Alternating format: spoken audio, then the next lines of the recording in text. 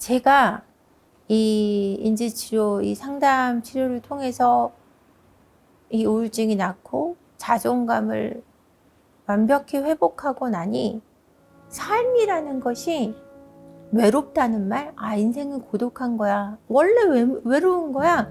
이런 말 하시는 분들을 보면 전 어떠냐면, 아프구나. 이 생각이 먼저 들어요. 저분 아프구나. 힘들구나. 인생은 절대로 외롭거나 고독한 게 아니에요. 너무너무 행복하고 정말 선물이에요.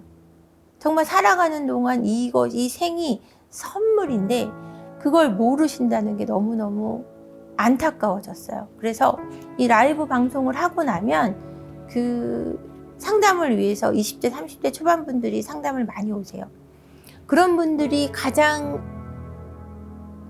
힘들어하는 부분이 뭐냐면 내 부모로부터 잘못되어 있는 그 부모들이 자신들이 볼 때도 이상한 건 알아요.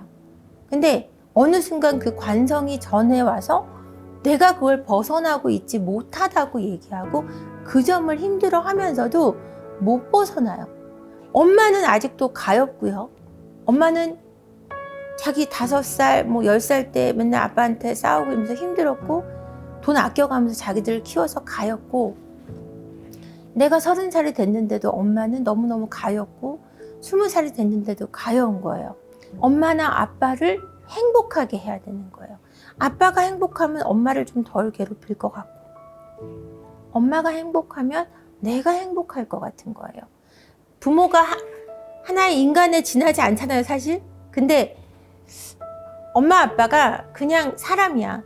어떤 미흡한 성장 배경에서 완성되지 못한 사람이라는 걸 받아들이지 못해요. 그래서 아주 어릴 적 엄마 아빠가 행복했던 기억들을 하나 둘씩 가지고 있는데요.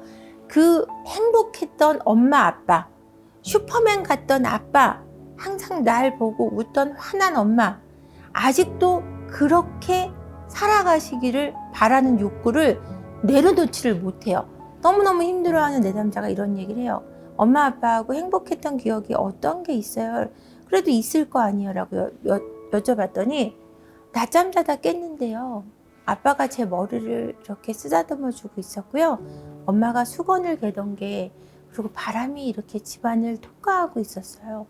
그래서 머리 만져주는 아빠를 껴안고 엄마한테 달려가던 내가 아직도 기억이 나요. 40이 넘으신 분이신데, 남자분이신데 그걸 놓지를 못해요.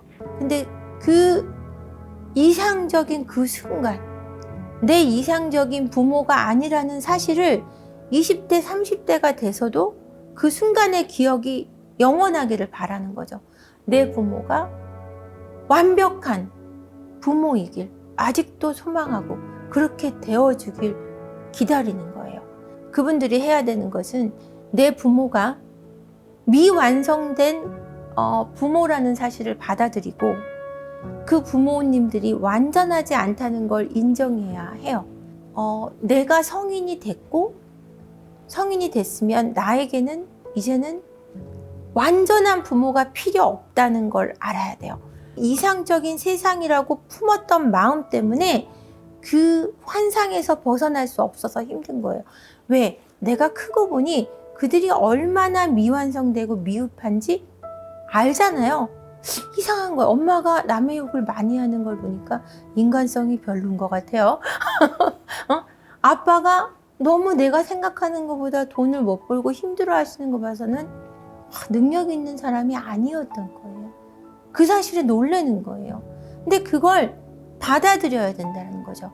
그래서 그들이 나를 완성시켜주지 못한 나, 하지만 내가 이젠 성인이 됐다는 사실을 받아들이고 내 안에 그 어린 아이를 벗어던지면 트라우마를 벗어던질 수 있고 그걸 해낼 수 있어야 그 아픔에서 나올 수 있어요.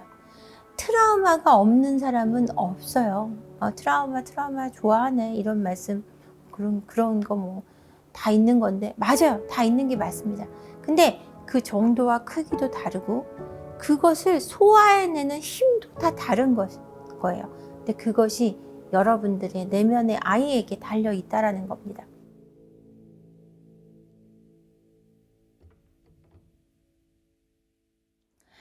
사실 예전에는 고부 갈등이 많았지만 갈수록 장서 갈등이 많아지고 있어요. 장서 갈등은 처가댁 식구하고의 갈등이에요. 처가집 부모하고. 서양에서는 원래 예전부터는 장서 갈등이 많았고요. 지금은 점점 더 한국 사회도 장서 갈등이 짙어지고 있어요. 지금 한국 사회가 어떤 괴리를 겪고 있냐면요. 이제 장서 갈등이 심해지고 친정의 간섭이 많아지고 있음에도 불구하고 시댁은 나쁘고 친정은 좋다라는 고정관념을 갖고 결혼 생활을 시작하거든요. 친정에 가까이 지내는 딸은 괜찮고 시댁에 가까이 지내는 아들은 나쁘다고 생각한단 말이에요. 중요한 건 우리가 부모하고의 관계를 어떻게 하냐인데 그 전에 이 두 사람의 사고가 건강해야 돼요. 무조건적으로 시댁은 나쁘고 처가는 좋다. 이거 자체가 이제는 달라져야 되는 거예요. 딸 시집 보낸만 섭섭한 게 아니고요. 아들 장가 보낸 집도 섭섭해요. 지금은 장서 갈등이 커져서 옛날 같지는 않지만 아직도 우리 사회가 이런 개념을 가지고 있는 것부터가 갈등의 주된 요인일 수 있다라고 저는 생각해요. 심리적으로 피해 의식을 갖고 시작하는 거예요, 결혼 생활을. 우리 엄마가 하는 말은 나를 위해서 해주는 말이고 시어머니가 하는 말은 잔소리가 되는 것. 이런 사고 자체가 사실은 갈등을 더 심화시키고 있거든요.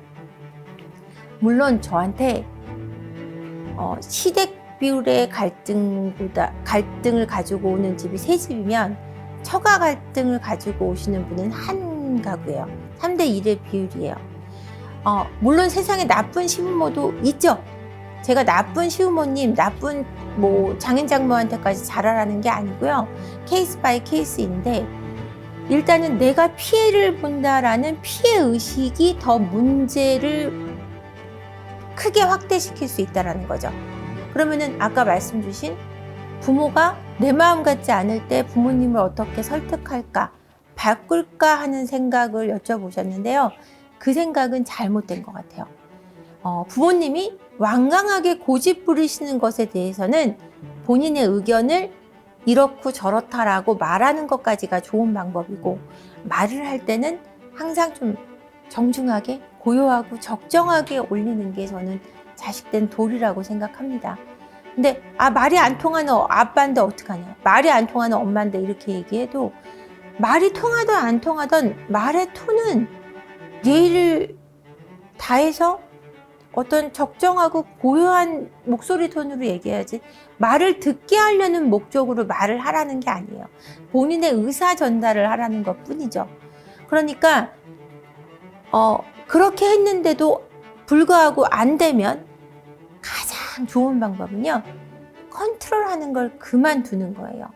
되지 않는다는 걸 받아들이고 그 순간부터는 거리 두기를 들어가셔야 되는데요. 적정한 거리를 설정하기까지는 물론 갈등이 있어요. 갈등을 두려워하시는 분들은 이걸 못하시는 분들이 있는데 길게는 1년에서 2년, 짧게는 6개월이면 이 거리 두기를 통해서 건강한 관계가 사실은 설정이 됩니다. 근데 이 중간에 일어나는 갈등 때문에 이걸 못해요. 화내시면 어떡해요? 안 본다 그러면 어떡해요? 자식 이기는 부모 없다는 말 절대 틀리지 않아요. 부모님들이 정말 지나친 자식에 대한 간섭은 그것은 관계를 망치는 지름길이고 두 부부 관계를 지독하게 망가뜨린단 말이에요. 그러니까 그것에 대해서 이게 싫다라는 의견을 분명히 말씀드리고 그게 안 되면 그때는 거리를 두셔야 돼요. 그러니까 컨트롤하고자 하는 마음에서 나오셔서 부모를 내 뜻을 따르게 하겠다? 우리가 원하는 거리만큼 계십시오라고 얘기한다고 그분들이 들을 거라고 생각하는 것도 사실은 어쩌면 좀 큰 기대일 수 있어요. 근데 그게 부모님들과의 삶의 거리를 두면서 그분들도 자식이 나한테 거리를 두네? 이렇게 되면 자식한테 막 쏟던 관심을 사실은 자신들한테 돌립니다.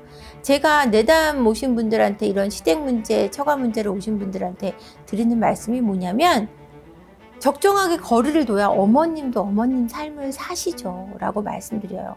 아드님은 어머님을 걱정해서, 따님은 친정 엄마를 걱정해서 지금 그 말을 할까 말까 하지만 이렇게 적정한 거리를 설정해야 그분들도 진짜 관심을 둬야 되는 본인한테 관심을 돌릴 수 있습니다. 그래야 어머님도 아버님도 행복해질 수 있어요 라고 제가 말씀을 드리거든요. 이 거리두기를 통해서 그분들이 아들, 딸한테 관심을 가졌던 게 멀어지면 자기한테 향한다고 제가 말씀드렸잖아요. 그러면은 이게 모두 잘 지내야 되는 게 아니라는 생각이 드시고 그 욕심에 대해서 좀 내려놓으실 수 있고, 또 여러분들도 이걸 보시는 그 갈등을 겪고 있는 여러분들도 내가 정말 부모님하고 무조건 잘 지내야만 한다라는 그런 강박에서 나오셔야 돼요. 못 지내는 시기도 있고요. 잘 지낼 때도 있는 게 인간관계인데 부모하고도 관계가 마찬가지라는 거예요. 결혼하면서 갑자기 효자되고 효녀되지 마세요. 진짜 가정을 가지신 여러분들의 가정에 집중하시기를 바랍니다. 인간이 태어나면서 받아야 하는 사랑은 원하는 건 두 가지입니다. 아이의 어떤 행위든 나쁜 짓은 아니에요. 악한 행동을 얘기하는 것이 아닙니다. 자기가 기분 나쁜 걸 푸는 것 뿐이지 아이한테 훈육적이고 교육적인 부분은 하나도 없고, 저는 자기 분석 없이는 상담이 불가능하다고 보고 있거든요.